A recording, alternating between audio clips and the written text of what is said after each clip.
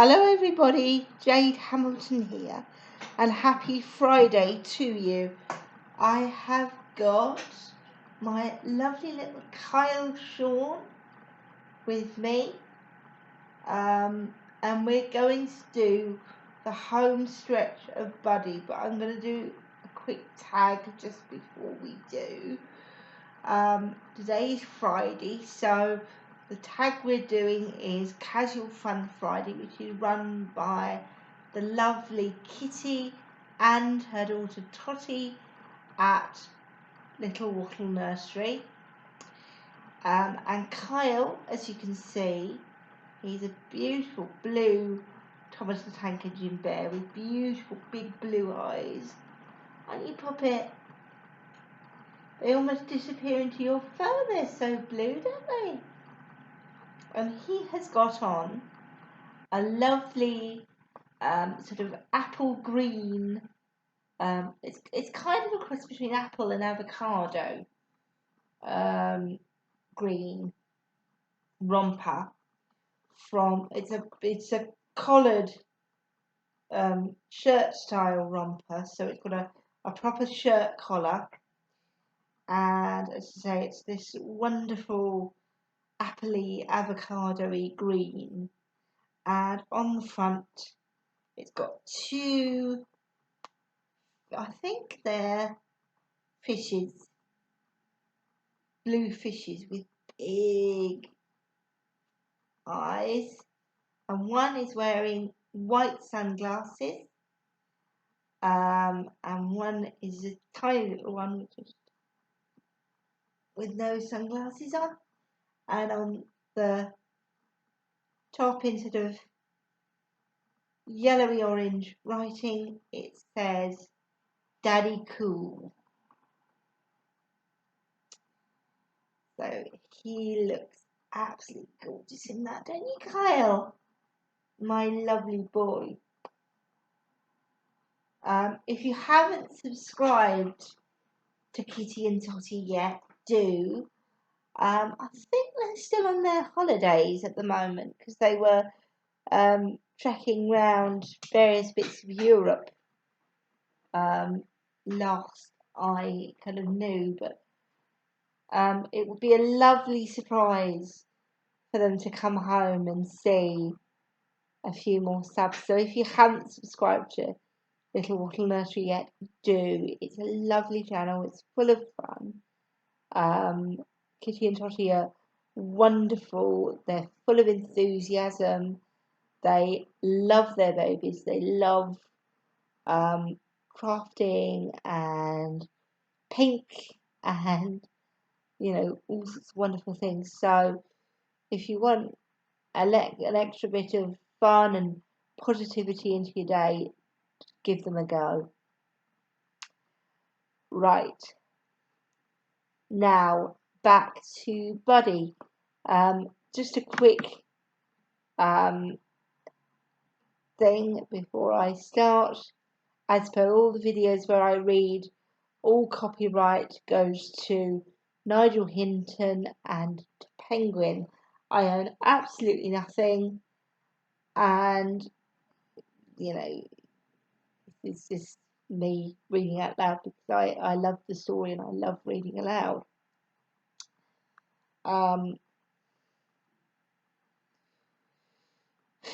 Make yourself nice and comfy, grab a hot drink if you've got one, and we'll begin. We're on chapter 20.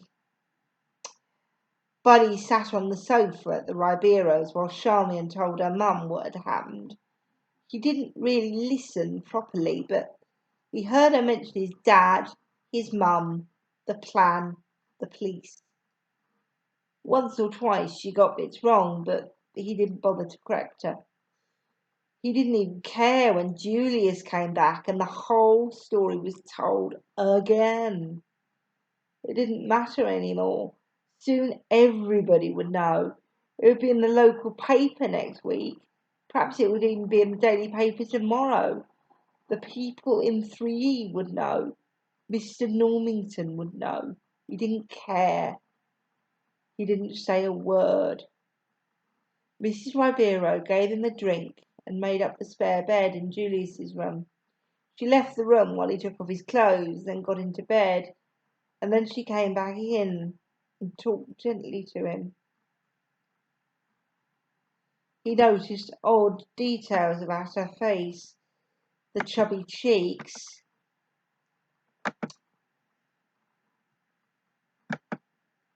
her brown eyes, but he barely heard a word she said. She turned off the light and went away. He closed his eyes, but he didn't sleep. He saw his dad putting his arm around the beast's shoulders. They hadn't been going to a funeral. They'd been going to the police station. Were they there now? Or were they already in prison? How did the police make their cars go so silently? He heard Julius come in and get into bed. There was a whisper from the other side of the room. "Buddy, you asleep?" He didn't reply.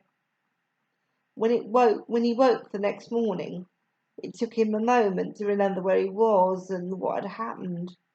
Julius's bed was empty. He turned over and went back to sleep. He pulled out of the strange dream to find Mrs. Ribeiro shaking his shoulder. "Hello, buddy, you want some food?" "I don't want breakfast. I don't want breakfast," he mumbled, and was aware of the thickness in his throat. "Breakfast? Dear child, dear child, you already sleep through breakfast, lunch and supper. Here, drink something. Soup. It'll give your belly something to work on." He sat up and she handed him a mug of soup. The bedroom light was on and the window showed the darkness outside. It was 8:05, according to his watch. 24 hours ago, he'd been in Croxley Street. 24 hours ago, he could have stopped it all. "Come on now, you drink the soup," Mrs. Ribeiro said. "You've been out of it a long time and you're still out of it, seems to me." He sipped the soup. It tasted good and it wasn't too hot, so he gulped it until it was all gone. He gave the mug back to Mrs. Ribeiro and lay down.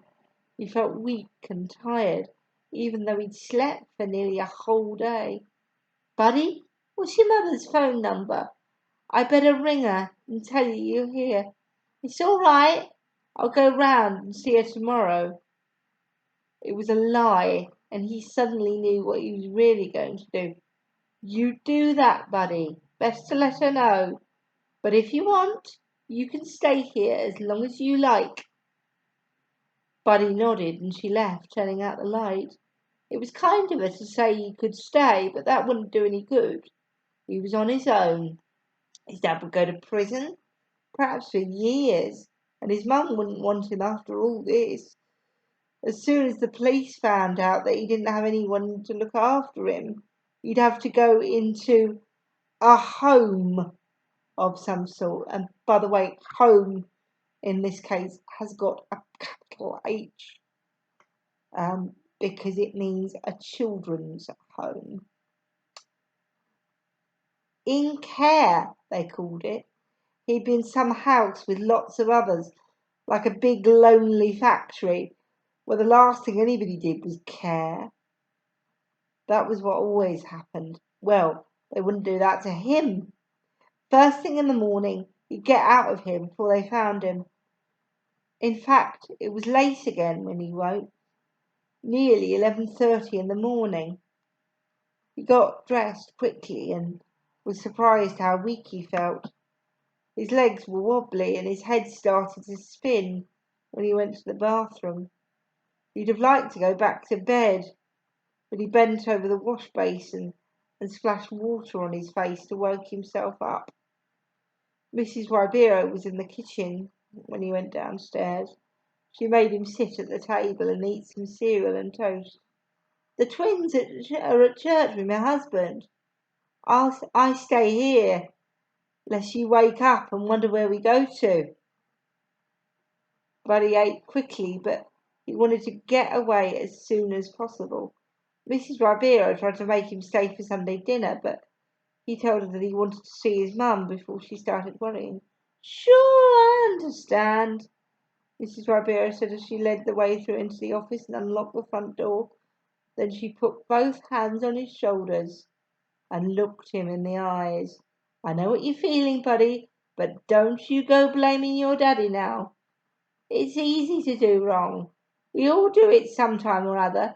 That's why Jesus says, 'He who is without sin, let him cast the first stone.' Remember that now." He nodded quickly and slipped out of the door before she started on again. Everything seemed slightly strange, as if he were back in the world after a long, long absence. The sky was covered with an unbroken white cloud, but the light dazzled him more than if the sun had been shining brightly. The shops were closed, and the streets were grimy and ugly. The few people he met hardly looked at him, and he felt removed from them, as if they weren't real human beings at all. At the end of his road, he waited for a bit to check whether there was anybody hanging round near his house. All the cars were the usual ones, but he went past his house on the opposite pavement to make sure that there was nobody hiding somewhere else. It appeared safe enough. He doubled back quickly, key at the ready, then opened the front door. He listened. No sound. The house smelled stale and unlived in already. He went up to his bedroom and tipped his school things out of the red canvas bag. It wouldn't hold very much, but he couldn't wander around with a big suitcase. He pulled open a drawer and began selecting things to take. A couple of shirts, socks, underwear, and 3 thick sweaters. He crammed them into the bag, but they wouldn't all fit. He'd wear one of the sweaters and leave one behind. He went to the bathroom and emptied the big plastic laundry bag onto the floor. He grabbed a towel, some soap, toothpaste, and his toothbrush and went back to his room. Buddy rolled up his sleeping bag as small as he could and stuffed it into the plastic bag with the toilet things. He ran downstairs, got a knife, and went out into the back garden. The knife was blunt and he had to saw at the rope of the washing line. But finally, he cut a bit of the right length.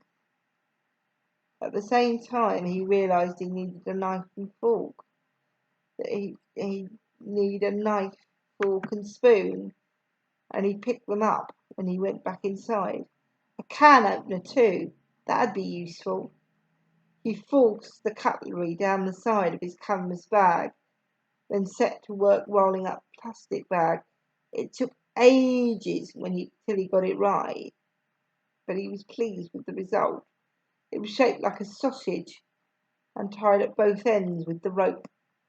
When he slipped the rope over his head and under one arm, it sat snugly on his back. He slung the canvas bag over his shoulder, took a last look at his room, then went to his dad's room. Buddy knew his dad always kept some money in the top drawer of the bedside cabinet, but he was surprised at how much there was. £83. With that and the £11 of his own, he had enough to last for weeks. He stuffed it into his back pocket and went downstairs. He opened the front door slightly to check that the police hadn't arrived while he'd been busy, then ran out and down the road. Chapter 21. There was an anxious moment when he got to the bus station. Just as he started to cross the road, a patrol car drew up outside. He turned back and pretended to look in a shop window. Reflected in the glass, he saw a policeman get out and go into the bus station. Surely they wouldn't be looking for him here. It wasn't as if he were a criminal. Then Buddy saw the policeman take out some coins and put them in the cigarette machine. He got his packet, walked to the car, and drove off. Buddy spent the next half hour working out where to go. He studied the big map and chose 2 possible places to go in the forest area. But when he checked the timetables, he found that there were no Sunday buses to either of them. In the end, he had to settle for a bus going to West Axel. It was in the exact opposite direction from the forest, but there were large green areas marked on the map. It didn't really matter where it was as long as it was away from the city. As if only he could find some old barn. He'd stay there until he decided what to do. The bus didn't leave until 3:20, so he had an hour to kill. He had an hour to kill. He went into the snack bar and bought 2 rolls, some chocolate, and a cup of tea. Then deliberately sat at the corner table where he'd sat with his mum. He nibbled at a roll, but didn't feel very hungry. In fact, he didn't feel anything except flat and drained. It was as though, since his long sleep, he was empty of emotion. He was doing important and unusual things, but it was all happening at a distance from him, and none of it really touched him. He looked at the chair where his mum had sat. It had all just been talk that night. He'd said a lot, but when it had come to doing something, really trying to talk to his dad and make it work, she'd hardly done a thing. At exactly 3:20, the bus pulled out of the garage and drew up at the stop. Buddy grabbed his things and followed a couple of other people out of the snack bar and onto the bus. He went upstairs and sat at the front. The journey was terribly long, and he stared out the window at the dull houses and gardens. There were few people around, and the world seemed grey, half dead, and a long way away. By the time they were out in the open countryside, it was beginning to grow dark. The sun had gone down behind huge black clouds that were moving in from the southwest. He wouldn't have time to find somewhere to spend the night, and it looked as if it might rain. At last, the bus came to a crossroads.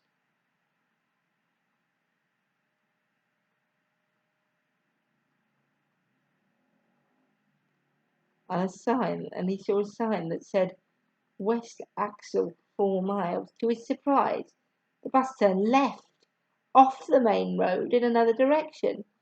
He clattered down the stairs and asked the conductor why. "This is the road," the man said.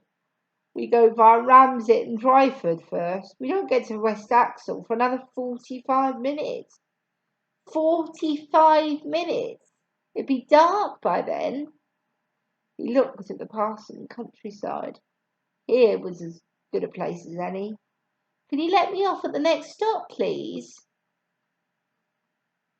A couple of minutes later, Buddy was standing at the roadside, watching the bus disappearing down the lane. Apart from the small wooden bus shelter, there was nothing but open fields and a clump of trees off to the right. The loneliness frightened him.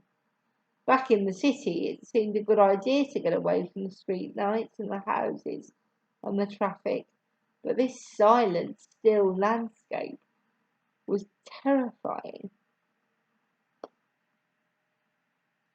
Much better to be near people. Surely there must be a farm round here where he could hide in a barn and know that there was somebody nearby, and yet know that there was somebody nearby. He started walking in the direction that the bus had gone. The light was fading fast, and there were a few drops of rain in the wind. He began to jog. The rope holding the plastic bag on his back was too tight, and it cut into his chest, but there was no time to stop and loosen it.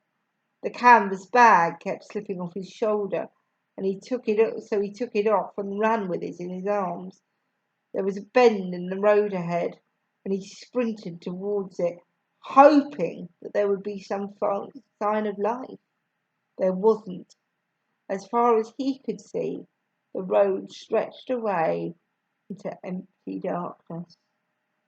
Sheer desperation kept him going. The conductor had mentioned the names of 2 villages.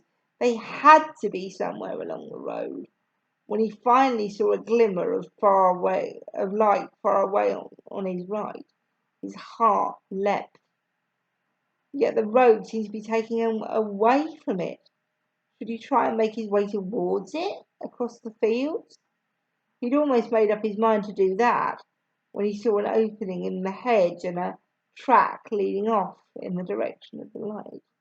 The track was muddy and pitted, with deep holes and ruts, but he groped along it, seeing the light grow nearer and nearer. There was a pattering on the ground, and the rain began to beat down. He'd found this place just in time. A few more minutes, and he'd be sheltering in one of the buildings that were beginning to loom out of the darkness.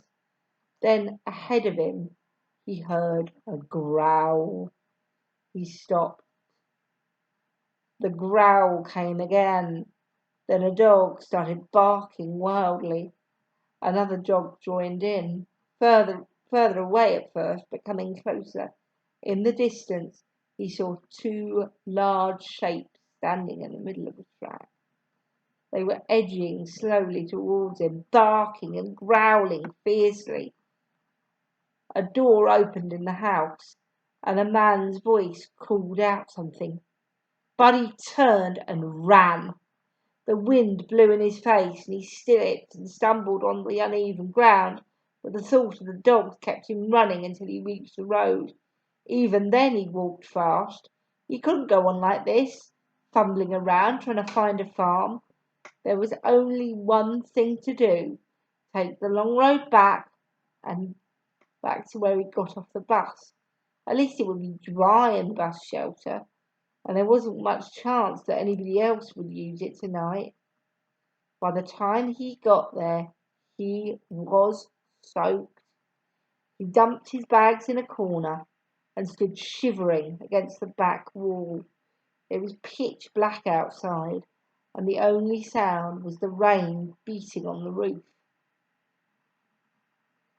The shivering grew worse, and he knew he ought to get out of his wet clothes.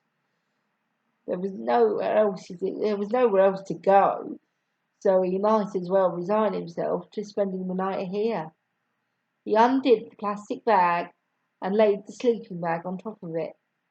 His clothes clung to him, but he pulled them off and slipped into his sleeping bag, wearing only his t-shirt and underpants. He was so cold, but he didn't care how ridiculous the whole thing was. Bit by bit, he warmed up, and the shivering stopped. 2 cars passed during the course of the long evening. Each time, the headlights dazzled him, and he felt sure he would be seen, but the cars swept past without even slowing down. The rest of the time, he lay in total darkness with his head pillowed on the canvas bag. He ate a piece of chocolate, but although he knew he needed it for warmth, he could barely swallow it. Once or twice he dozed off, but the cold and the hardness of the ground woke him up again. For long periods of time, he lost all sense of where he was. His body grew numb, and his eyes stared into complete blackness. Only the sound of the rain told him the world still existed. He jerked out of sleep up into a sitting position. Small, cold feet had just run across his face. He felt something fall onto his sleeping bag and scuttle away. Although it had probably only been a mouse, the shock broke his nerves. There could be anything here in the dark. Rats, weasels, stoats. A fox could be baring his teeth at him only a few feet away from his face, and he wouldn't see it. He hunched himself down in the sleeping bag and pulled the ends over his head. The movement made him aware of how cold he was, and the uncontrollable shivering began again. He slept, fitfully coming up for air every so often, then sliding back down into the bag.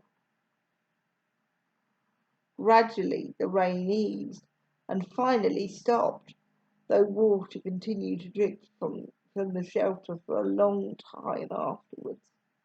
When at last he saw the sky start to grow lighter, he relaxed.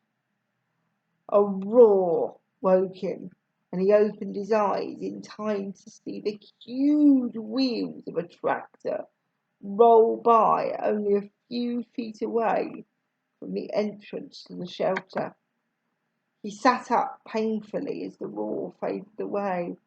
A grey mist hid the far side of the road, and the air was chilly and damp, but it was daytime. 5 minutes later he was dressed and ready to go. He put on a dry shirt and sweater, but his jeans were still sopping wet, and they clung to his legs clammily. Even the money in his back pocket was damp. His shoes, too, were wet, and were already soaking through the dry socks he'd put on.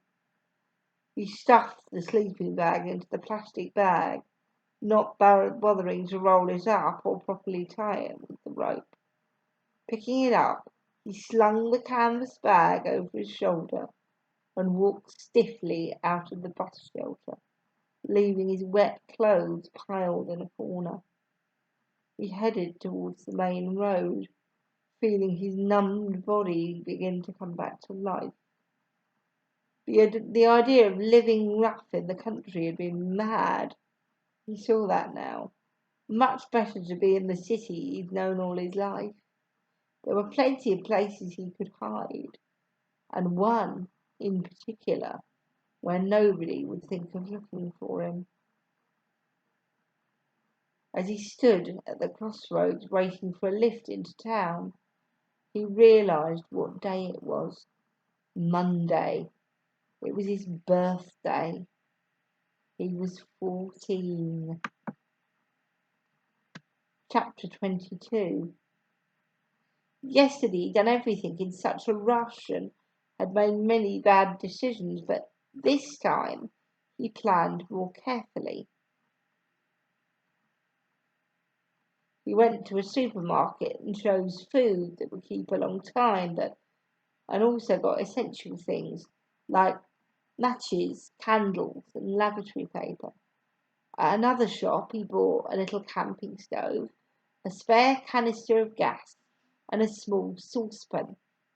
Lastly, he bought some adhesive tape in case he needed to break a window to get into the house. He was a bit worried that someone might see him in town, but the only dangerous moment came when he got near the house. If Mrs. Solomon happened to spot him at the window, there was almost a chance that she might say something to somebody. It was a risk he had to take, though. He ran down the alleyway at the side of number 56, keeping as close to the wall as possible. He rounded the corner and then peeped up at Mrs. Solomon's side window. It was empty, and he felt sure that he hadn't been seen. As he'd expected, the back door of 56 was locked, and the little larder window was closed. The police would have come back after Friday evening to check if there were any more stolen goods in the house, and they would have made sure everything was closed up after they left. He found some loose bricks in the garden and piled them high enough for him to reach the window. Tearing strips of adhesive tape, he covered the whole pane of glass with it. Then he got a stone and smashed it hard against the window. The glass shattered, but made hardly any noise. He peeled the tape off carefully, bringing most of the glass with it, and reached inside to smash the window. He pulled it open and began to climb up. It took all his strength, but he finally heaved himself up and into the larder. By the time he cleared up outside and brought all his things in, he felt exhausted. His jeans were still damp, so he took them off and hung them in a corner, then got into the sleeping bag and lay down the camp bed. It was strange to be lying on the beast's bed. He pulled off his sweater and arranged it so that his head wouldn't be touching the canvas. The beast wasn't dirty, but he was strange, and perhaps you catch the strangeness like a disease. PSA, people, you cannot catch learning disabilities or any sort of quote unquote strangeness like a disease. Buddy is being a little bit ignorant here, but to be fair, he's only 14, so we'll let him off.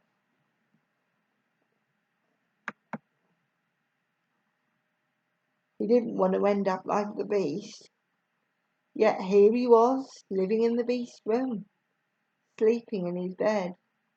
He tried to tell himself that it wouldn't be for long, but it didn't help.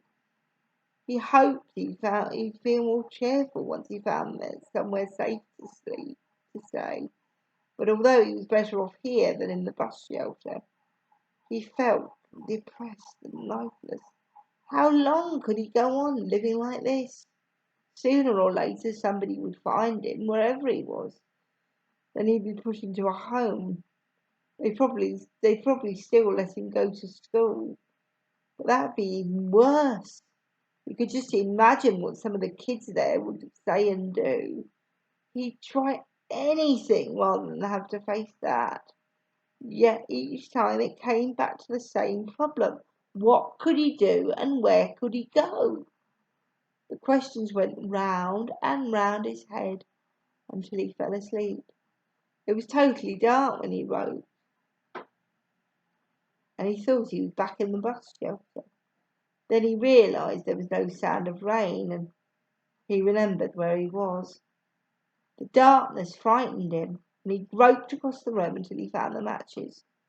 The light from one candle wasn't enough to drive the shadow from the corners, so he lit another two. His watch said 1:20, and he assumed it must be early Tuesday morning. Since Friday, though, he'd spent so much time sleeping or half asleep that it wouldn't have surprised him if he'd slept through a whole day. Perhaps it was now Wednesday. Time didn't matter any more. He had nothing to do and nowhere to go. Regular meal times didn't matter either, so he decided to eat now. He lit the stove and heated up a tin of stew. He sat on the end of the bed and started to eat it out of the saucepan. He wasn't as bad as the beast yet. He ate his food cold, straight out of the tin. Charmian had noticed that the first time they'd come here. Charmian and Julius, what would they be doing now? Asleep, of course. They were leading proper lives, not eating meals in the middle of the night. And what about the beast? In prison somewhere. All because of what Buddy had done. Not just the beast either. His dad.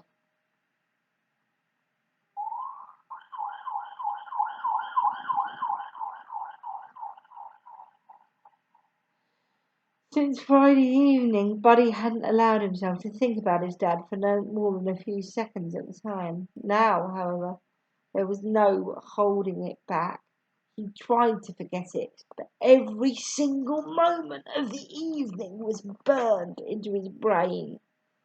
The look his dad had given him when he said that he'd called the police, the calm way he'd got into the police car, the way he'd put his arm around the beast's shoulder. Buddy got up and put the saucepan in the old stone sink. He'd only eaten a couple of mouthfuls, but he wasn't hungry any more. Until now, all he'd done was feel sorry for himself and worry about what was going to happen to him. But what about his dad? Being in prison was worse than being in a home. They wouldn't have bars and locked doors in a home. A terrible picture flashed across his mind. His dad, alone in a cell, looking at the sky through a barred window. He put out the candles and threw himself on the bed. All he wanted to do was sleep. Sleep and forget. That must be why people killed themselves. To forget. It was obvious, of course, but he'd never seen it so clearly before. The man who'd owned this house, for instance.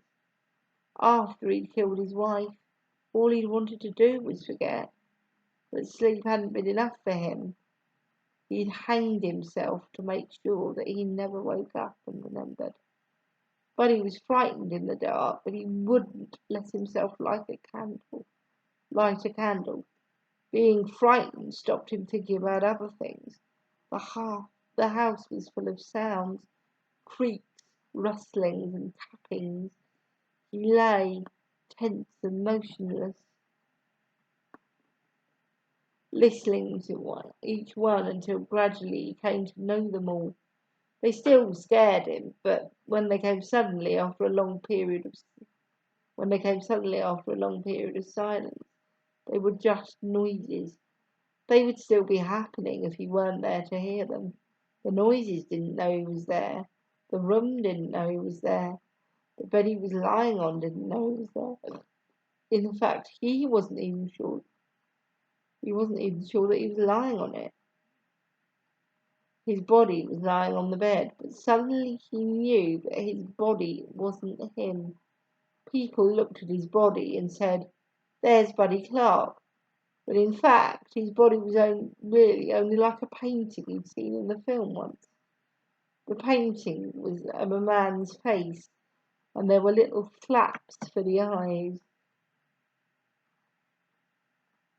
Somebody behind the painting had kept opening the eye flaps and looking out, just like the real Buddy Clark now, tiny and hidden somewhere deep inside his body, was peering out through the holes in his head that people called eyes.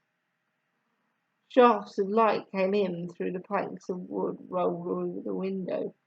He watched them move slowly across the walls and ceiling as the days passed and night filled the room again. Now there was a noise he hadn't heard before, a click, a scrape, and a bang.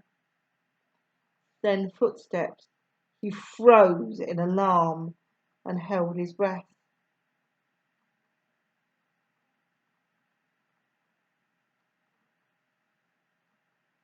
The door opened and a huge shape, darker than the darkness, came into the room. A match flared. The figure bent down and lit a candle, then stood up. It was the beast. Buddy sat up and the beast turned at the noise. His face was blank. No fear, not even surprise. He held the candle up higher so the light fell more fully on Buddy. Then he seemed to remember something. He looked around the room. "Where are the black boys?" he asked. Buddy realised what he was talking about. "They're not here. I'm by myself. One of them was a girl." The beast nodded. He stared at Buddy for a long time, then shrugged his shoulders and busied himself lighting candles and putting them at the corners of the room, as though there was nothing more to be said. Buddy got off the bed and crossed quickly to get his jeans.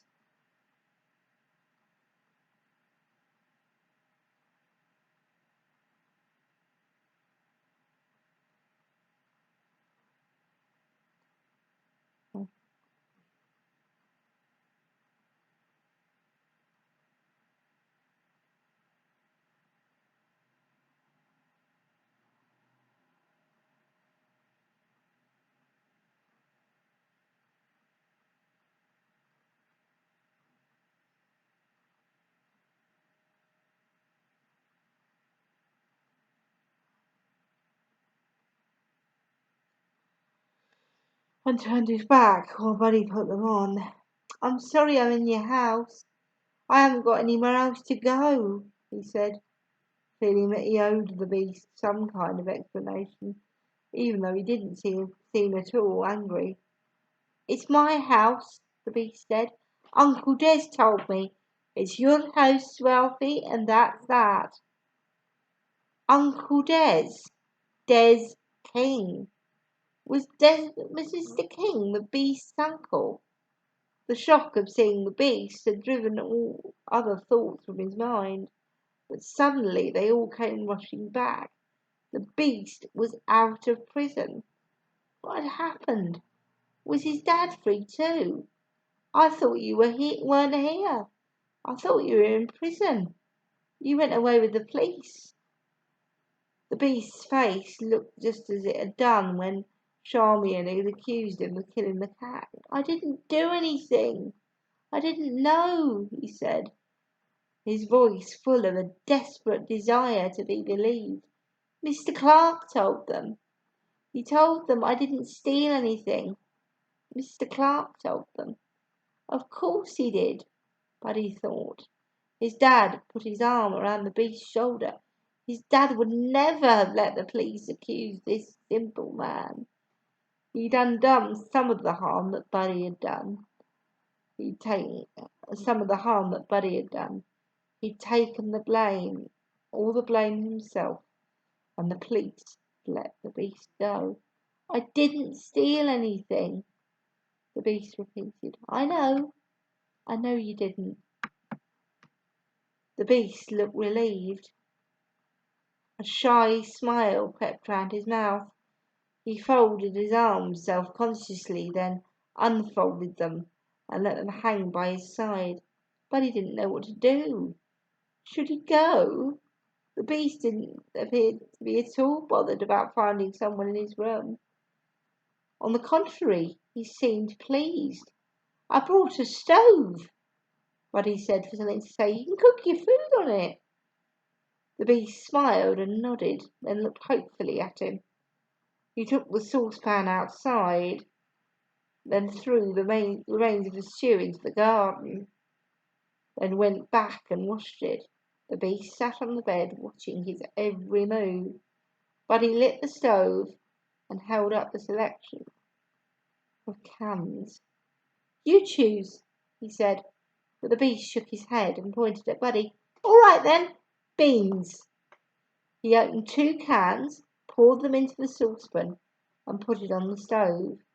When the beans were hot enough, he put half of them back in the can and gave it to the beast, who sat waiting with his fork poised until Buddy was ready to start.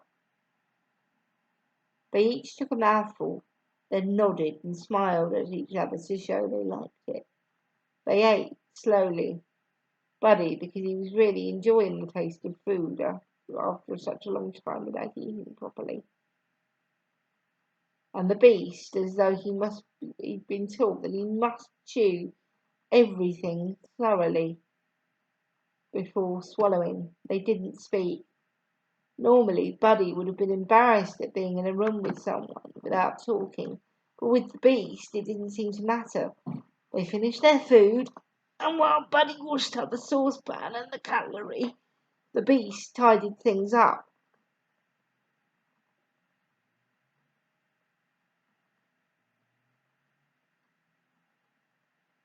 He stacked the unopened cans along one wall, then took the others outside. Then he carefully lifted Buddy's things and piled them neatly against the other wall.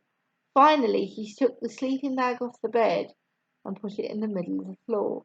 He arranged the blankets on the camp bed and lay down. Buddy stood, unsure what to do. "Well then, ask. Would you mind if I stayed?" The beast thought for a moment, and it was obvious that he was thinking. No attempt to cover up or be polite like most people. Finally, he folded his arms across his chest and said, "You can stay. You can stay." Buddy lay on the sleeping bag. The yellow light from the candles flickered on the ceiling.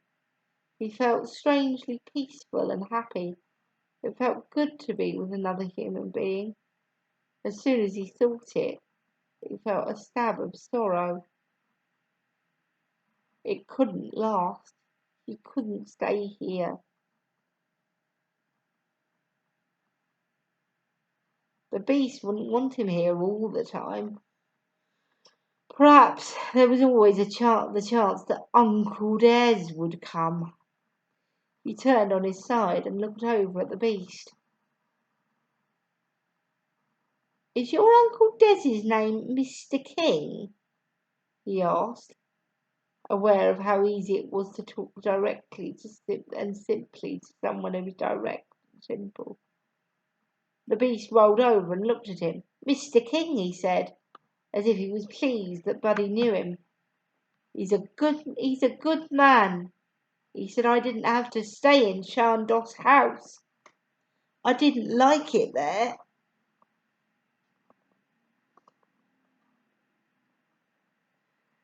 Even if Buddy hadn't known what it was, there would have been no need to ask about Chandos house. The look on the beast's face told everything. Chandos house was a mental home on the outskirts of the city, not far from Buddy's school. Kids at school often made jokes about it. Buddy stared at the ceiling again.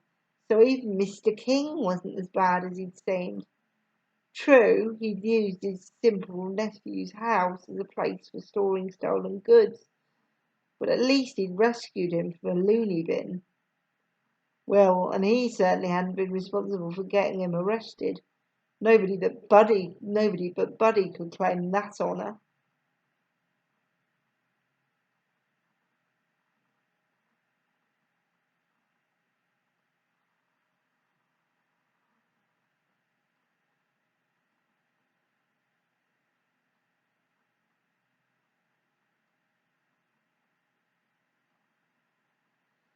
The candles began to burn low, and the long shadows danced nearer and nearer each other. Buddy suddenly felt that he didn't want the dance to come again. He wanted the warm light to last until he decided to put it out because he wanted to sleep. And perhaps not even then. It would be good to wake up and be able to see where he was. As if he read Buddy's thoughts, the beast got up and lit 3 new candles from the stubs of the old ones. He brought one and put it near Buddy and stood the other 2 near his own bed. He lay down again, then raised himself on one elbow, staring at Buddy without embarrassment. He looked as if he were about to say something, but then pointed at the candles and laughed gently. Buddy knew exactly what he meant. Yes, it was silly to need the light to chase the dark away, but it was good to have it. "Haven't you got a mum and dad?" The beast asked the questions just like a little boy, but there was something dangerous about it. Buddy felt a slight sweat break out on his face. He shook his head. No mum and dad, that was what it felt like. They would have certainly stopped thinking about him as their son since Friday. The beast swung his legs round and sat on the end of the bed. The news had really interested him. The candlelight shone in his dark eyes, as it had the night Buddy had seen him through the letterbox. "I haven't got a mum and dad," he said, staring intently at Buddy as if that made them brothers. Buddy didn't know what to say. The beast's eyes wandered towards the corner of the room, but he wasn't seeing anything. He shook his head and spoke slowly and sadly. "I haven't got—" Buddy couldn't tell whether the beast had forgotten the words or whether he just couldn't bear to say them. The room had grown hot and stuffy in the last few minutes. "You've got an uncle, though," Buddy said, trying to break the tension. The beast nodded. Buddy thought rapidly. He felt uncomfortable in the silence. He wanted to keep talking to cover it up. The uncle, that was the brother of one of your parents. Was your Uncle Des your dad's brother or your mum's brother? My mum. Uncle Des was my mum's brother. My mum, my mum, my mum. The beast's eyelids flickered wider. Buddy's ears popped as the pressure in the room seemed to change.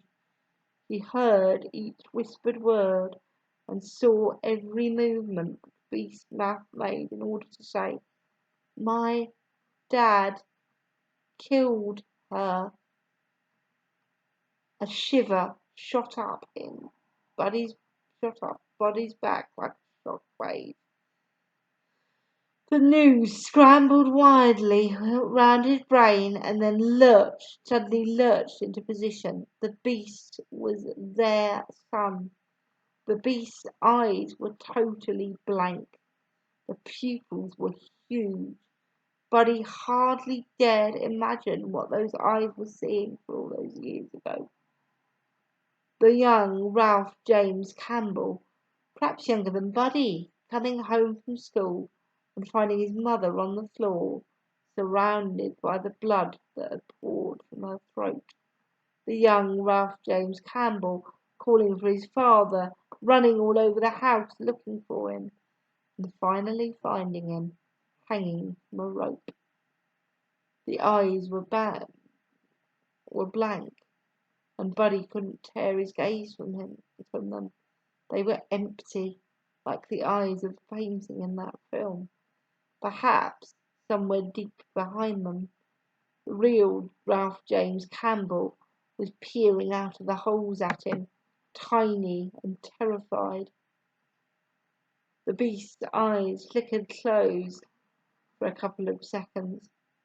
When he opened them, he was seeing things again. He smiled slightly at Buddy and then looked at the candles. Buddy's mind was still racing to cope with his shock and confusion, and he leapt at the chance to say something. Anything. "I'm not tired. I'll keep the candles alight if you want to sleep." The beast nodded and lay down on the bed. He covered himself with the blankets. A few minutes later, his whole body jerked slightly.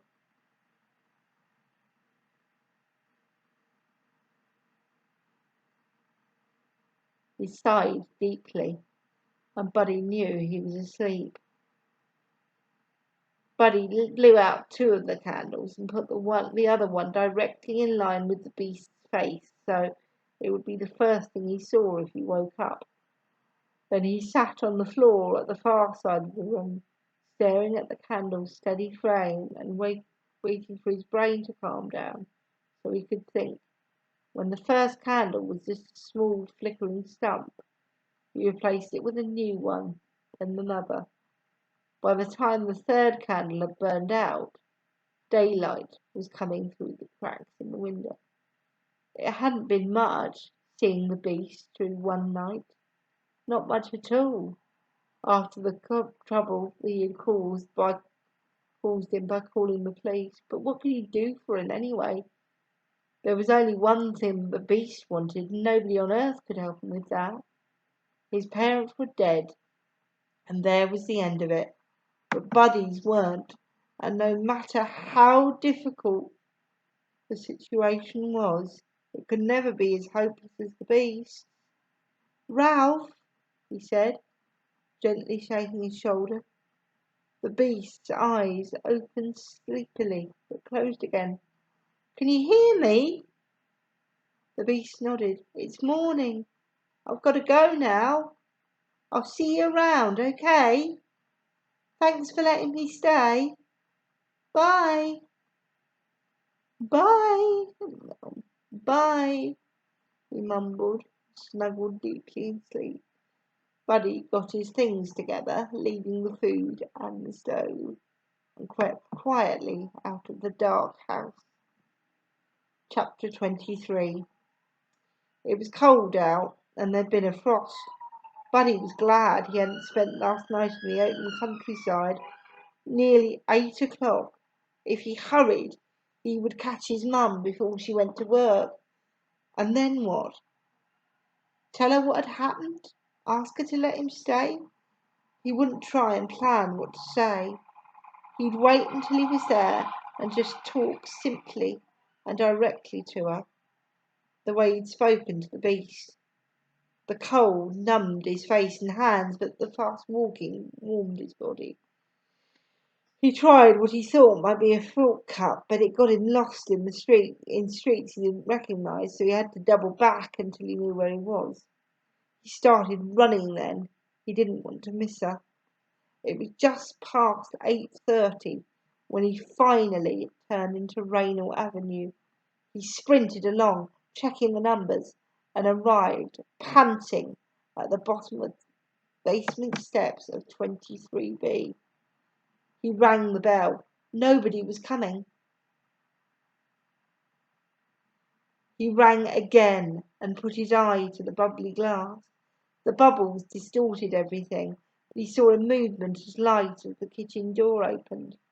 There was the sound of loud music and someone was coming down the hall. Down the hall, he stepped back as the door opened.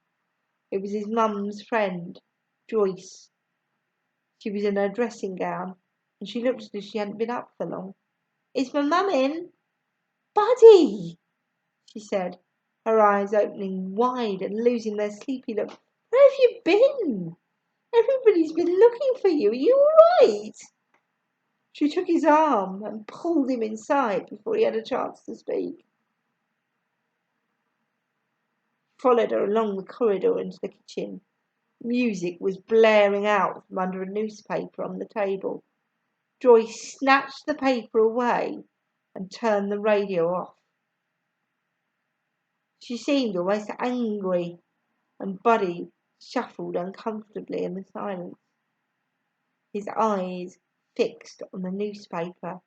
It was the midweek edition of the local paper. "Where's my mum?" Joyce didn't reply.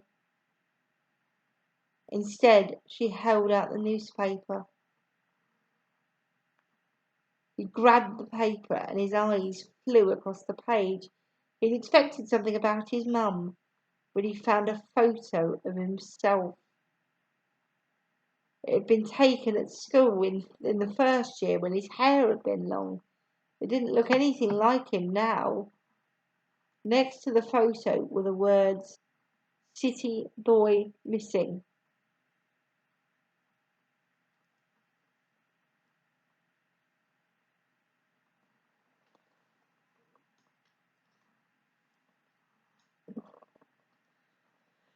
He read the first line, then skipped down the short column. Friday night, staying with friends.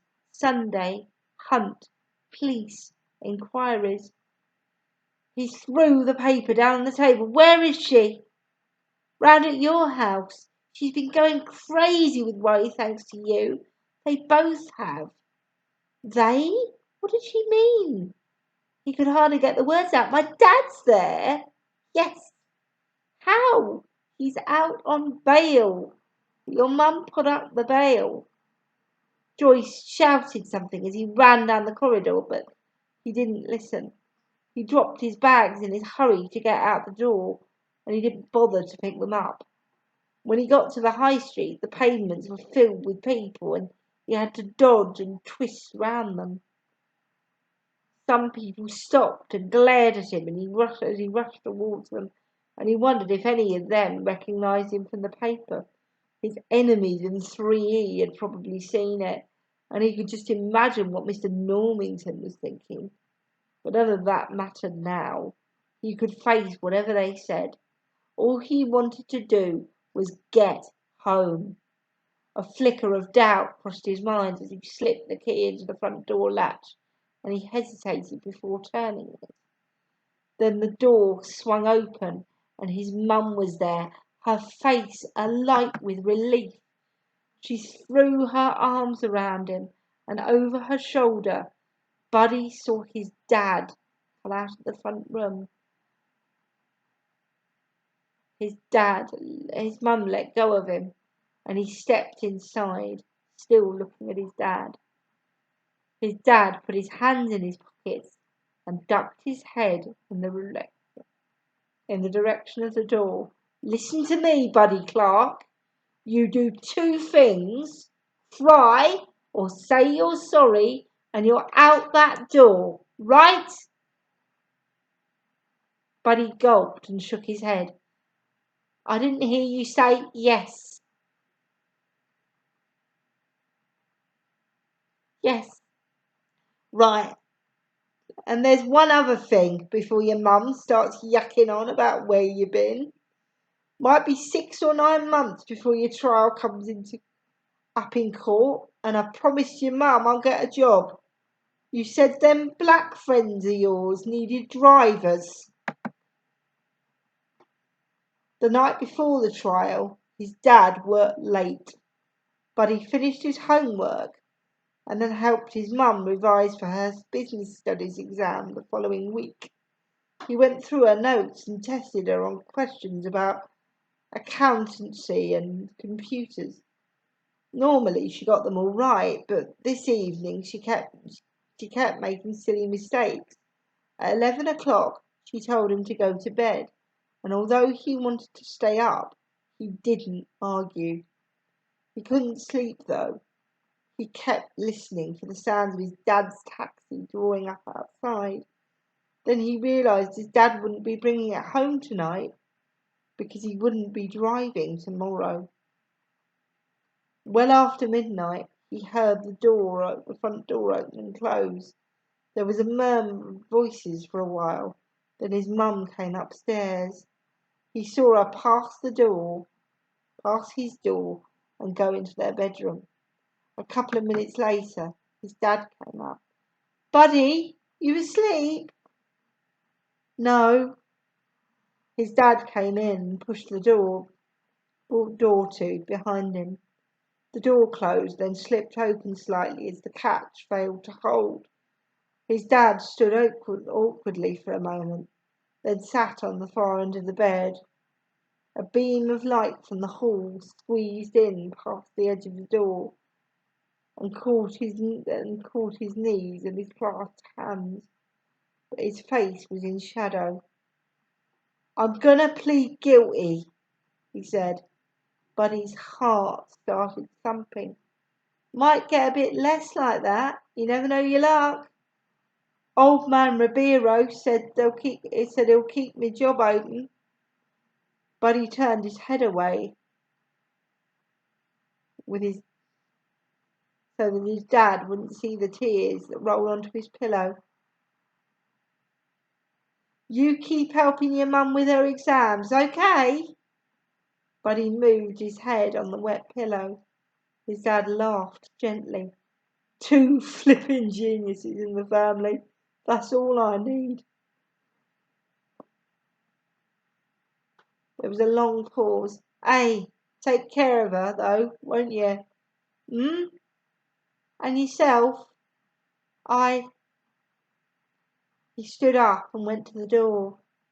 Buddy brushed the tears away and turned to look as the door swung open and the light fell full on his dad's face. His dad glanced down and winked. "It'll soon go," he said, and went out, closing the door behind him. When Buddy got home from school, his mum was already back. She was sitting at the kitchen table, and the look on her face told him that the news was bad. Her eyes were red, and her mascara was smeared. She hadn't even taken off her coat. She shrugged and tried to smile. 18 months, she said, and shook her head as if she couldn't quite believe it. 18 months. A year and a half. Buddy put his school bag down and went and stood behind her. She raised her hand over her shoulder, and he took hold of it and squeezed. "They let me see him for a bit afterwards." He asked me if it would make any difference to the way I felt, if I'd changed my mind about staying. She turned round and Buddy could see the tears in her eyes. She bit her lip and then forced a smile. He reckons he'll only have to do 14 months, maybe less. He was joking around. You know him. She let go of his hand and stood up. She walked down the hall, taking off her coat and laying it across the banisters, and then went upstairs. Buddy leaned against the sink and tried to imagine 14 months. 14 months ago, he'd been 13, and his mum had just left. It seemed an eternity. In 14 months' time, he'd be nearly 16. All that time. His mum came downstairs. Her eyes were brighter, and this time she managed a real smile. Do you know what he said? Honestly, I'll never get used to that man. He said we had to make a cup of tea and listen to a Buddy Holly song. I ask you, he made me write down the name on a piece of paper so that I wouldn't forget it. Buddy made the tea and they went together into the front room. He looked at the paper, then went through the records until he found the right one. He slipped it onto the turntable, then put the arm down carefully. The stylus crackled in the groove. A plucked bass note, a tick-tock beat, then Buddy Holly's voice, high and hopeful, singing a message to them. Every day it's getting closer, going faster than a roller coaster. Love like yours will surely come my way.